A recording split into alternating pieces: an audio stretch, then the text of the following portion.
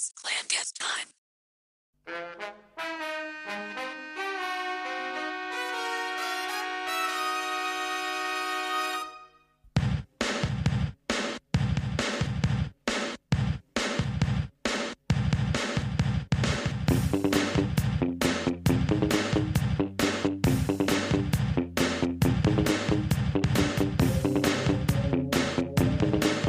Hello everyone, and welcome back to ClandesTime.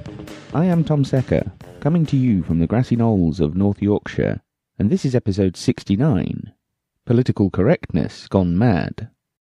Now, one hesitates in the current climate to make a joke on stage about the Muslims, right? Not for fear of religious reprisals, right? When's that ever hurt anyone? But because of a slightly more slippery anxiety, which is, like, basically, when you do, like, stand-up in a small room, it's like, we're all friends, hooray, and we can make a joke, but you don't really know how a joke's received, and it could be that it's laughed at enthusiastically in a way that you don't understand, and particularly out there, and if you don't know who's watching on television, I mean, if it's on telly on Paramount, probably someone horrible, an idiot. It's kind of person who's awake at 5 in the morning, who knows what? Could be anyone laughing at this. You don't know. Awful people. And so you don't know. The problem is 84% of people, apparently, of the public, think that political correctness has gone mad. Now, I don't know if it has. People still get killed, don't they, for being the wrong colour or the wrong sexuality or whatever. And what is political correctness? It's an often clumsy negotiation towards a kind of formally inclusive language, and there's all sorts of problems with it, but it's better than what we had before. But 84% of people think political correctness has gone mad, and you don't want one of those people coming up to you after the gig and going, "Well done, mate. Well done, actually, for having a go at the fucking Muslims." Well done, mate. You know, you can't do anything in this country anymore, mate. It's political correctness gone mad. You know, you can't even write racial abuse in excrement on someone's car without the politically correct brigade jumping down your throat. And you don't want those people coming up to you after gigs, because that's Al Murray, the pub landlord's audience. Missing the point and laughing through bared teeth like the dogs they are. Because I'm 40, like I said, I was 40 last week, and I can remember before political correctness. That's why I think it's better. I remember, well, it's better now. When I was 12, there was one Asian kid in our class, and every day when he read the register out for a year, the teacher, instead of using his name, called him the Black Spot every day for a year. A street I grew up in, just south of Birmingham, there was, I remember, 1972, a black family wanted to move in, and all the white families put pressure on the guy not to sell the house. And 6 years previous to that, David Cameron never mentions it, but the Conservative Party won a by-election in Birmingham. And they sent out little kids with leaflets that said, "If you want a nigger for a neighbour, vote Liberal or Labour." And if political correctness has achieved one thing, it's to make the Conservative Party cloak its inherent racism behind more creative language. But Political correctness has apparently gone mad. For many years, decades really, I've been told this. Political correctness has gone mad. I've still yet to hear anyone define either what they mean by political correctness or what they mean by it going mad. When I ask them what they mean, I'm invariably given a short list of petty grievances about sometime someone said something or told someone else off for saying something, typically punctuated with declarations like, "You can't say anything anymore." But of course, you can say lots of things. You can say openly racist things. I can sit here and say, I hate all black, brown and Jewish people and think they should all be killed in industrial death camps. I just did. I don't mean it, but I can say it if I so choose. I'm not going to get arrested. I'm not going to be pursued by the PC Brigade. Note the word brigade as it relates to radical communism. But nothing is going to happen to me as a result of saying that. Meanwhile, most of the petty grievances listed by those who are apparently under siege from the politically correct brigade are exceptionally petty, like having to fill in what ethnicity you are on the census form. People get riled up about stuff like that, as though it's an unreasonable imposition on them. The reality is that you can tick any box you like. No one is actually going to come round to your house and check. If I wanted to, I could fill in the form saying I'm a 62-year-old Caribbean woman. And in truth, when I did fill in the census form, I put either not applicable or none of your business as my response to almost every question.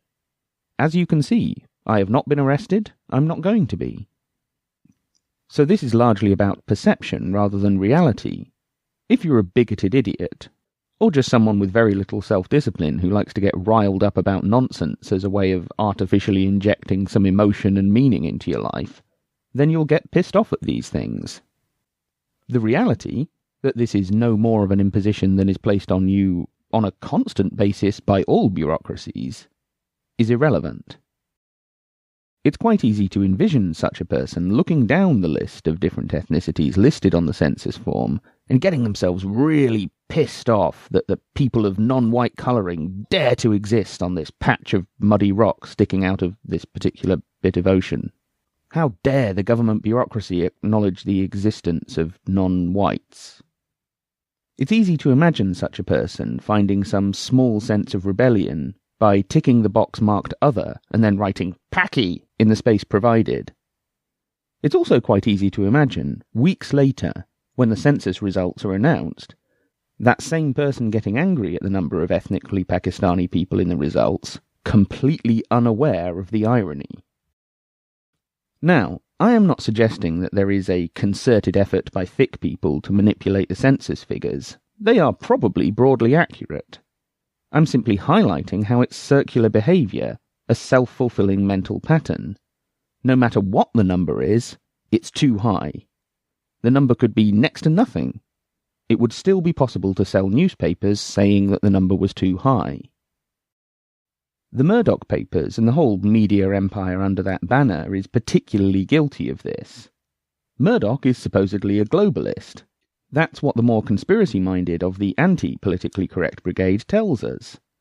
Immigration is some kind of globalist plot to destroy national identities, and in the most extreme version, to get rid of white people.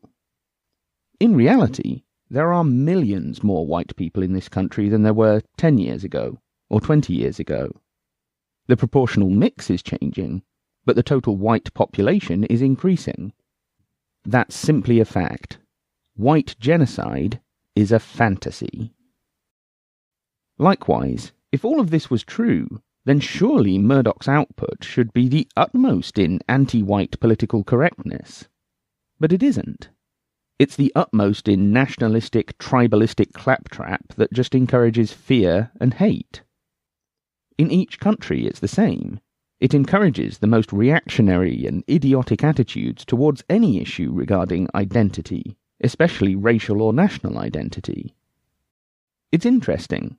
I tried to Google statistics and graphs illustrating the growth in white population in the world, and what comes up on the first page is almost entirely news stories and forum discussions on how white people are going to be a smaller proportion of the world population in 2050 than they are now. Nowhere in any of this coverage or discussion was there any mention that there will be more white people in existence in 2050. It's all about global or regional proportions. So what's the real fear here? It isn't that white people are dying out, are some kind of threatened species, or subspecies, or whatever.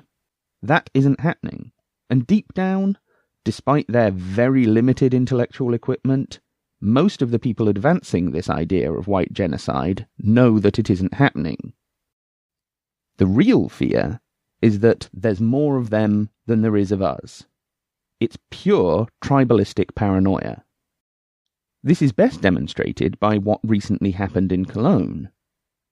On New Year's Eve in Cologne, in Germany, gangs of young men harassed and assaulted hundreds of women, and in one case raped a woman. Obviously, this sort of behaviour is vile. It's pathetic and criminal. This whole thing has been blamed on immigrants, but basically that just means brown men, because there is very little coverage, if any, distinguishing between immigrants and people who were born in Germany but of foreign descent.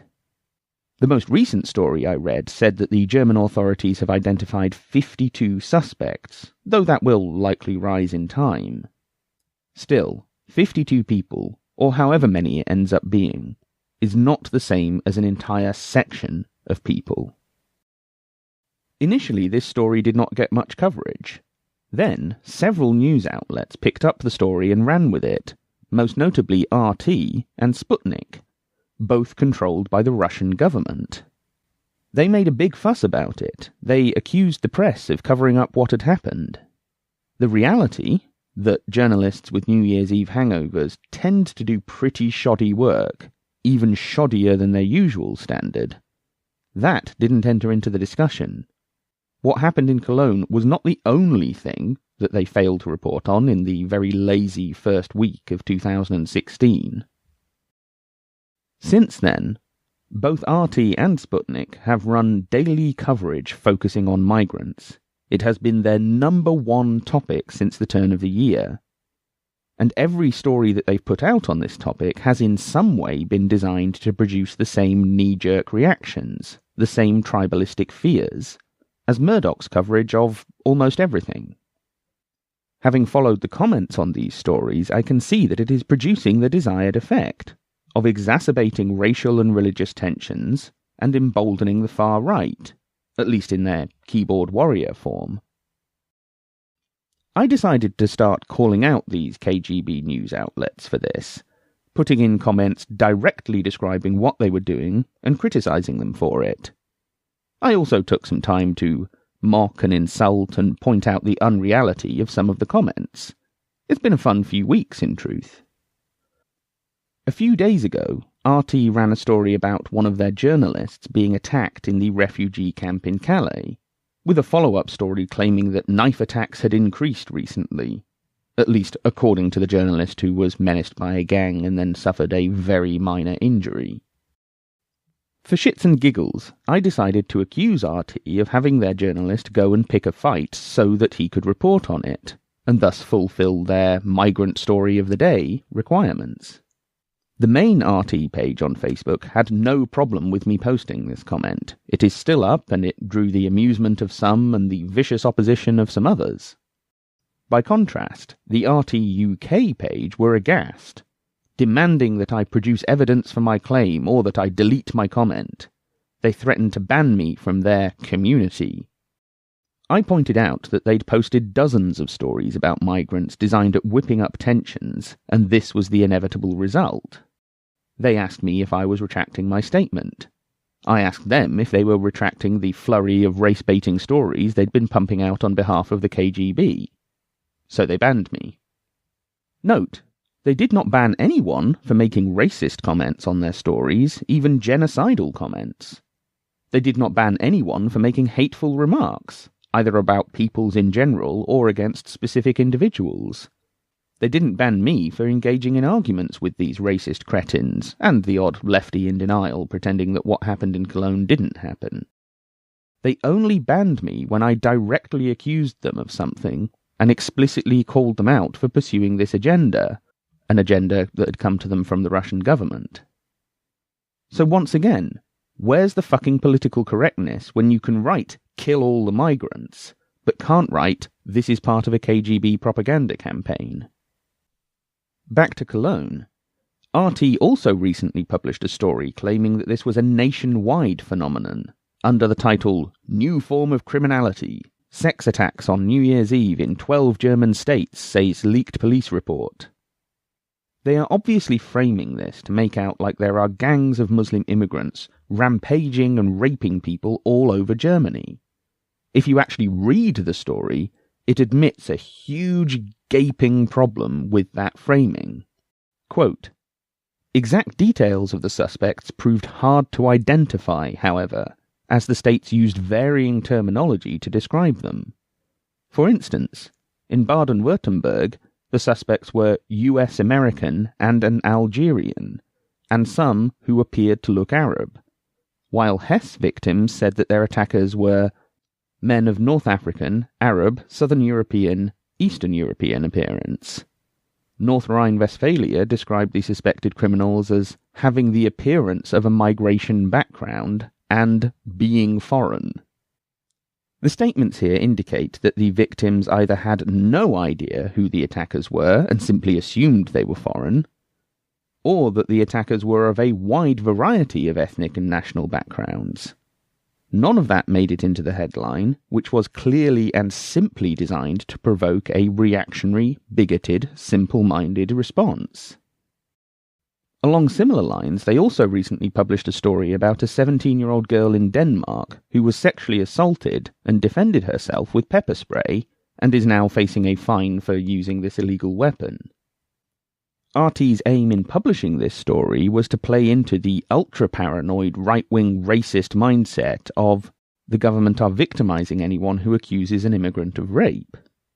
The problem is that the only detail about the attacker is that he spoke English. No mention of his skin colour, his age, accent, any of the usual stuff. So it appears that while this young woman managed to defend herself adequately, she remembered no details of her attacker except that he spoke English. Odd, but entirely possible. And once again, no evidence that he was a Muslim or an immigrant. But that is who the crazy bigoted dickheads blamed. More broadly, this is a factor that, to my knowledge, no one has discussed vis-à-vis the recent surge in neo-Nazi attitudes and beliefs, not just in the web-based media, but across Western society. The effect of the Russian propaganda machine. But it all adds up. The far-right love Putin, because he's white and seems to be a fascist who won't tolerate Muslims or women or gays or anything like that. Russia is seen as the last pure white nation, and the answer to the Western globalists who are deliberately flooding Europe with migrants. I'm sure the conspiracy theorists will tell us that this is all part of the plan, but to them, everything is part of the plan, from a contrail that lasts more than 5 minutes through to the occasional Hollywood movie that has a black lead character. So, why would the Russian government be trying to inflame racial tensions? The obvious answer is to help bring down the EU. The Schengen Agreement, which allows for freedom of movement within the EU, is falling apart. Various Western European countries are placing restrictions on movement that haven't been seen in Europe for decades. And with that, the euro is once again looking shaky. As Merkel said, you can't have the free flow of capital throughout Europe without the free flow of labour. Germany, being the economic centre of the euro and the EU project, depends on cheap labour to maintain its position.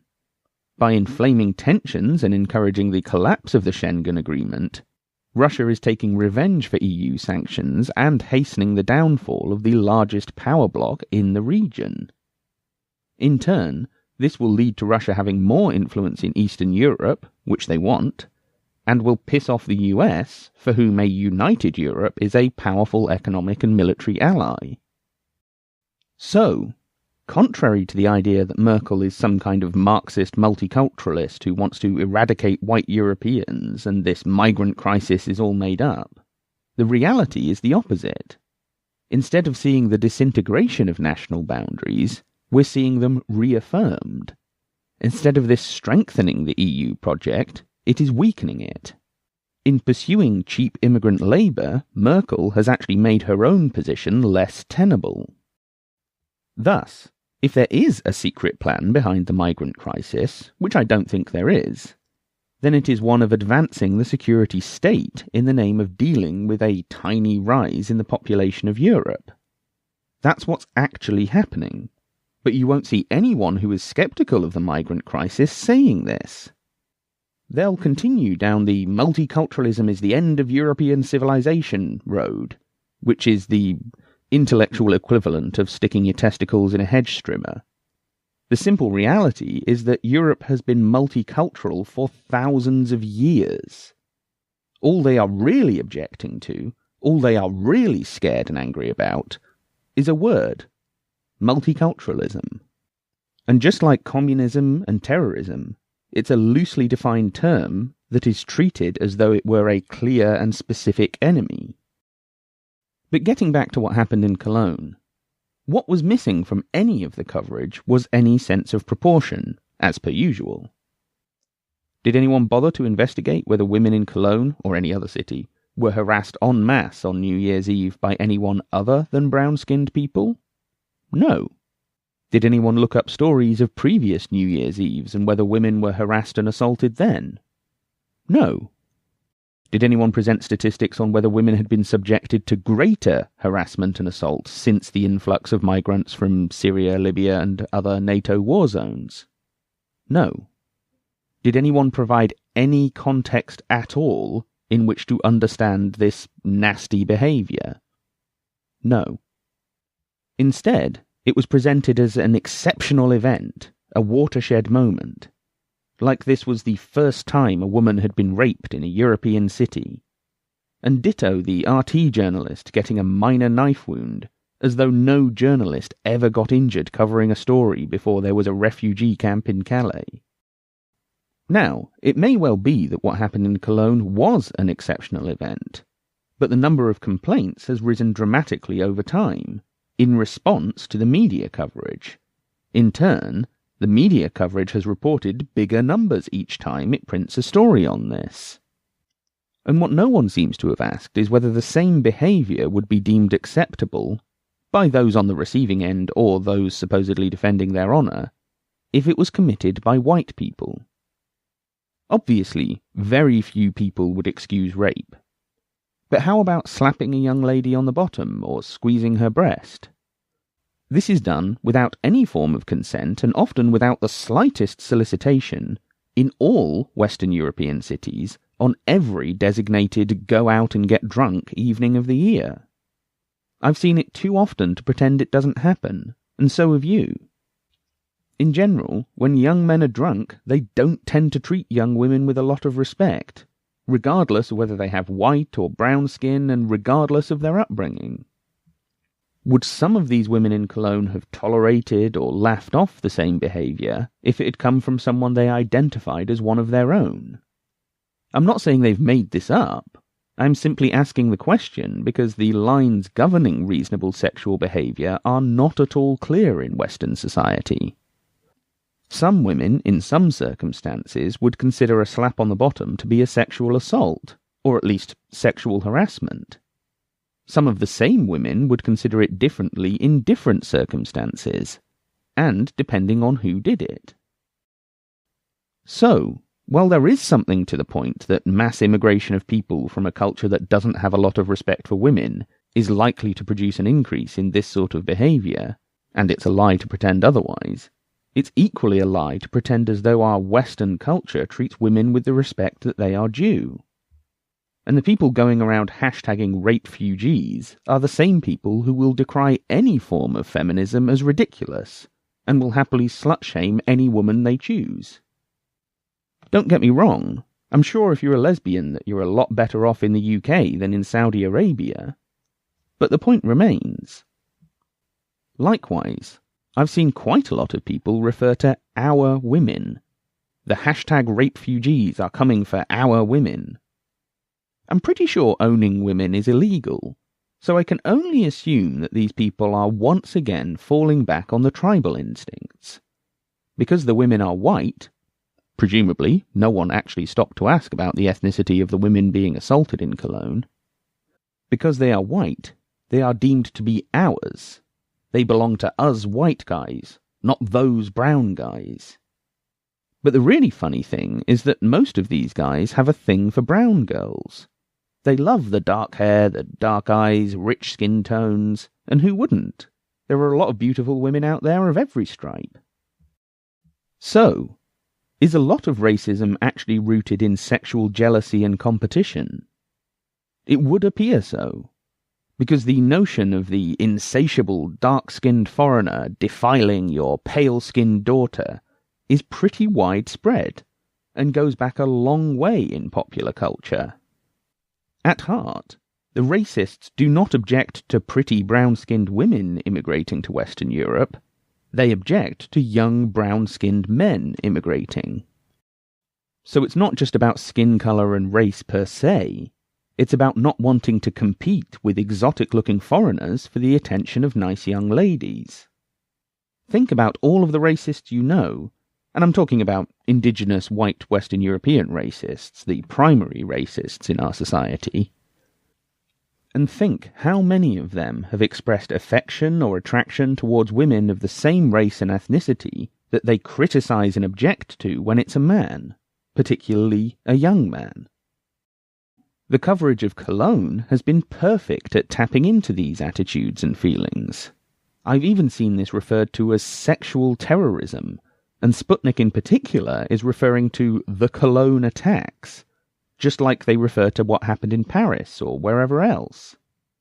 The same bunker mentality, the same circling of the wagons that is encouraged after a terrorist attack, is being encouraged in Western Europe by the Russian government's propaganda arms. They are deliberately conjuring up images of Muslim hordes coming here and raping our women. Illustrating this beyond any doubt, RT also recently published a story about how the Danish authorities have been underreporting rapes and sexual assaults. Once more, this plays into the paranoid, racist, right-wing mindset of the Muslims are raping all our women and the government is covering it up.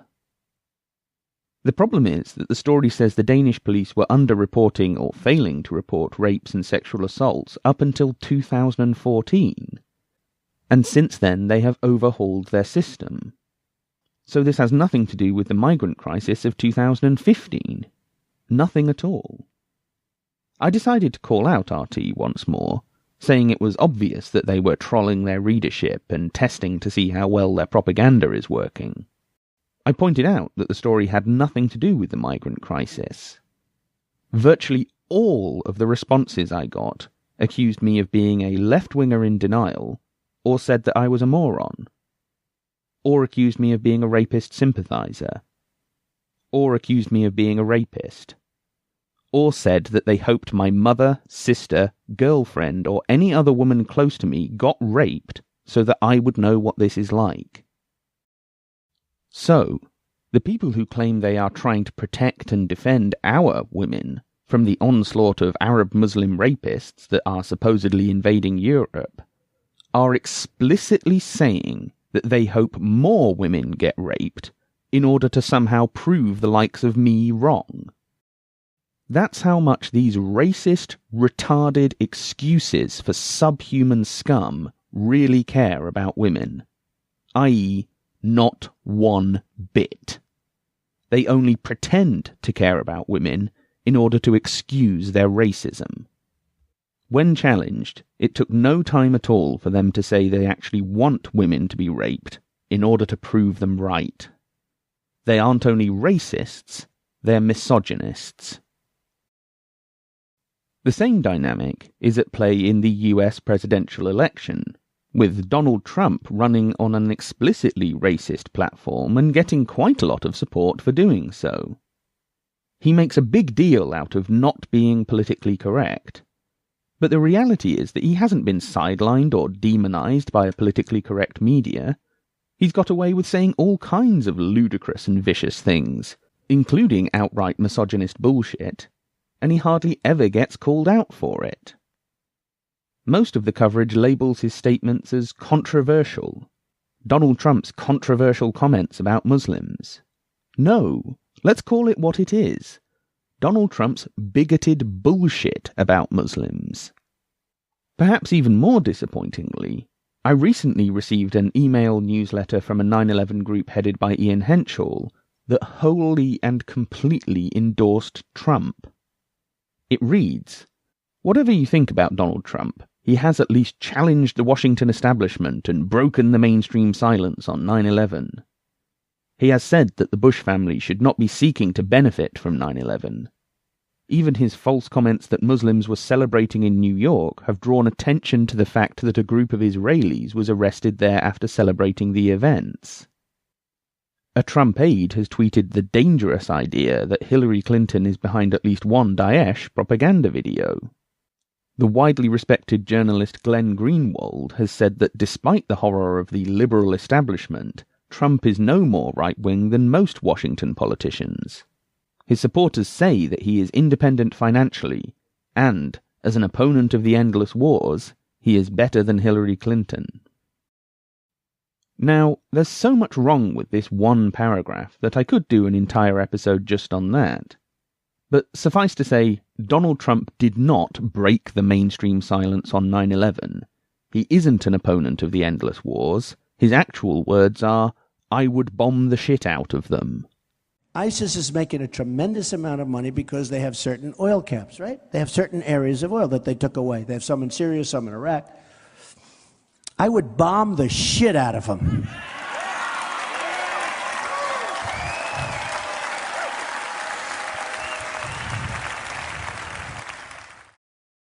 Glenn Greenwald is only respected by naive and ignorant people who don't realize he's a sham working for a CIA-connected Silicon Valley billionaire.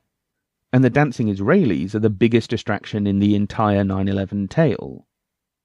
This email serves to highlight just how irrelevant and meaningless the 9/11 truth movement has become.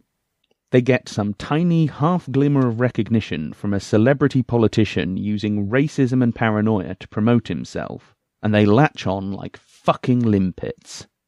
It's pathetic, spineless crap, and shows how this movement that was once interesting, motivated, and had definable aims has become just another lazy cult of dimwits. And herein lies the first of two supreme ironies about political correctness gone mad. From where I'm sitting, political correctness is just the excuse that racists use for being racist. Politically correct is what racists call non-racists. I see that a lot more than I see racist crap being called out as racist crap. A lot more than I see bigoted morons being told they are bigoted morons. And a lot more than I see the far right being censored or excluded from conversation for being bigoted racist morons. The true political correctness of our age is that you can't even call a racist what they are. I mean, you can. Of course you can. But hardly anyone ever does. It seems that the left's response to racism is to pretend it doesn't exist, to hide behind slogans about how race is used to divide us and we need to be united across racial boundaries, without ever wondering how the fuck can we be united across racial boundaries when there's a fucking bigoted loudmouth in a silly wig causing no end of trouble and you refuse to confront him. The other supreme irony is that there is a problem of clashing a medieval culture like Islam with the secular democratic culture of Western Europe, but that the far-right backlash is, if anything, more damaging to secular democratic culture than Islamism. Ask yourself, who else, aside from Islamists like al-Muhajirun, advocate brutal, violent punishments for anyone who doesn't believe in their worldview? The neo-Nazis. Who threatens anyone who confronts their bigotry and simple-minded dogma? The neo-Nazis. I don't see anyone on the left saying that people should be thrown in prison for being anti-immigration. I do see plenty on the right saying the same sort of thing. About Muslims, immigrants in general, people who are pro-immigration, women, particularly feminists, homosexuals, except for misogynistic homosexuals like Milo Yiannopoulos. And, of course, anyone on the left who confronts their narrow-minded, pig-ignorant horse shit. And it should be confronted, because the reality is that most of these people are cowards. They might say that all the migrants should be drowned and even vote for someone who also says that. But none of them have the guts to do it themselves. They'll just hide behind paranoid excuses and claims of being persecuted, complaining about anyone and anything but themselves. The supreme irony is that the things that are apparently under assault by all of these Muslim immigrants, respect for women, democratic governments, pluralist society, tolerance of differences, are the same things that the neo-Nazis despise. They are actually far closer to each other, not just in attitudes but also in politics, than either side would ever admit or acknowledge. The reality is that all of these things have been the result of progressive politics, which for all its failings is vastly preferable to knee-jerk tribalism.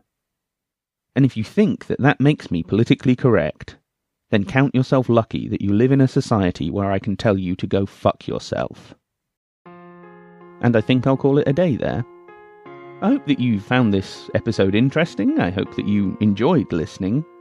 I have now enabled comments on my site, or at least I think I have, so feel free to make use of that to let me know what you think.